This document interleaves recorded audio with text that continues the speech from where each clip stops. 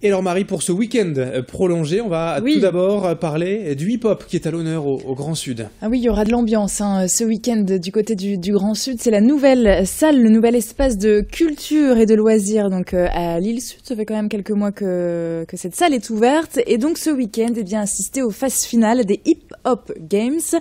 Alors c'est un concept un petit peu particulier, mais il y aura quand même du beau spectacle, puisque généralement dans le monde du hip-hop, c'est vrai qu'on est habitué à ces fameuses battles, donc ces petites bataille entre équipes. Cette fois donc pour cette danse urbaine, les danseurs doivent tout simplement montrer à quel point ils sont bons et ils ont du talent, mais ils ne vont pas se défier les uns les autres pour qu'ils ils vont juste donner le meilleur d'eux-mêmes, alors soit en solo, à 2, à 3 ou en groupe. Donc place à l'improvisation et à leur talent.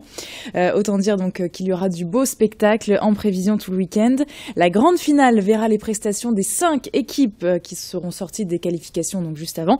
Rendez-vous au Grand Sud de l'île, donc ce samedi après-midi de 16h à 20h. Et puis en soirée aussi, il y aura de la danse. Il y aura une soirée ouverte à tout le monde. Et dimanche, c'est une scène ouverte qui est organisée. Une scène ouverte évidemment aux artistes donc de hip-hop internationaux même.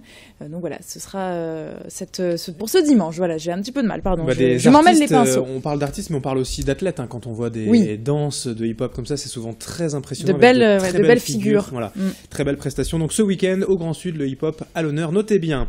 On enchaîne avec tout autre chose, mais c'est encore ce week-end jusqu'à mardi le salon Aménago à l'île Grand Palais. Oui, on en redit juste un petit mot, puisque le salon Aménago se poursuit jusqu'à mardi inclus. Donc profitez-en ce week-end.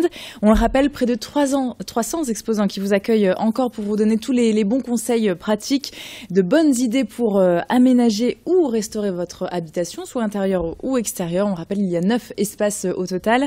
Il y a encore des ateliers aussi proposés pour vous accompagner dans votre projet, la zone expert aussi, on le rappelle. Et ça se passe toujours à l'île Grand Palais. Métropolis d'ailleurs est partenaire donc de ce salon. L'entrée est à 5 € ce week-end et mardi 5 € également. Et par contre lundi c'est 3 €. Voilà le tarif semaine. Un autre salon pour ces prochains jours, autre salon qui fête d'ailleurs ses 10 ans également, les envies culinaires. Oui, puisque le salon Aménago fête également ses 10 ans. Donc là, c'est un tout autre sujet. Par contre, c'est également jusqu'à mardi 11 novembre inclus, avec au menu donc de ces envies culinaires, la cuisine à 4 mains. Vous pourrez voir aussi le champion du monde de cocktails. Il y a aussi des ateliers avec des chefs de notre région qui sont plutôt bien représentés depuis quelques mois, quelques années même. Citons le Florent Laden et également Steven Ramon, qui sont passés tous les deux par l'émission de M6 Top Chef, Marc Meurin aussi qu'on ne présente plus, entre autres évidemment. Pour les ateliers par contre, faites attention puisqu'il y a 10 places maximum, donc c'est très limité et c'est payant à 50 € par personne. Et sinon, l'entrée est à 5 € également pour ce week-end. 50 € par personne, ça peut sembler important, mais pour un cours privilégié comme ça avec un grand chef souvent étoilé, exactement. Ça peut faire un beau cadeau, je trouve. Exactement. On n'ose pas forcément se l'offrir, mais pour quelqu'un d'autre passionné de cuisine, c'est plutôt bien. Voilà, pourquoi pas une idée de cadeau un petit peu avant Noël. Allez, on continue avec de l'humour maintenant à Lille et à Saint-Omer. Et honneur aux dames avec la talentueuse Claudia Tagbo qui a pris ses marques au théâtre Sébastopol de Lille depuis ce jeudi. Et elle vous donne rendez-vous une nouvelle fois pour une deuxième soirée consécutive donc au théâtre. Son spectacle est intitulé Crazy. Il est mis en scène par Fabrice Eboué, un nom bien connu aussi dans le milieu de l'humour. Et son point fort donc à Claudia Tagbo, c'est l'énergie bien sûr et son sujet de prédilection, la relation homme-femme. Il reste des places donc pour ce soir si ça vous dit, de 29 à 35 €. Et puis du côté de l'Audomarois, cette fois à Arques près de Saint-Omer, on vous propose de redécouvrir sur scène, ça fait plusieurs années qu'on ne l'a pas vu, c'est Titoff.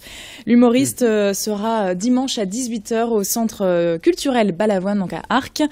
Dans son nouveau spectacle, il se pose toujours beaucoup de questions sur nos modes de vie, sur nos petites habitudes au quotidien.